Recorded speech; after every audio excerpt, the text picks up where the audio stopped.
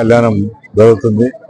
ప్రతి సంవత్సరం కూడా యాదవులందరూ కూడా ఎంతో వైభవంగా ఆ ఇల్లమ్మ తల్లి మల్లన్న కళ్యాణం జరుపుకుంటున్న చాలా సంతోషం. ప్రతి సంవత్సరం కూడా మేము కూడా రావడం, ఆ మల్లన్న దేవుని ఆశీర్వాదం తీసుకొని మేమంతా కూడా ముందుకు పోవడం జరుగుతుంది.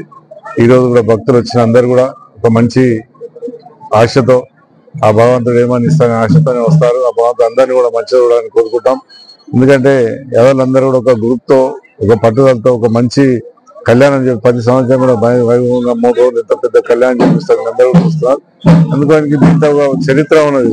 ఈ చరిత్రమైన గుడి, ఆ గుడికి అందరూ కూడా పాలనతో రావడం చాలా సంతోషం.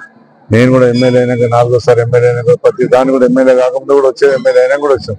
ఆ మల్లన్న దేవుని ఆశీర్వాదంతో ముందు ఇంకా అందరూ కూడా భక్తులందరూ కూడా దీవెనాడుతుండాలని కోరుకుంటున్నాను.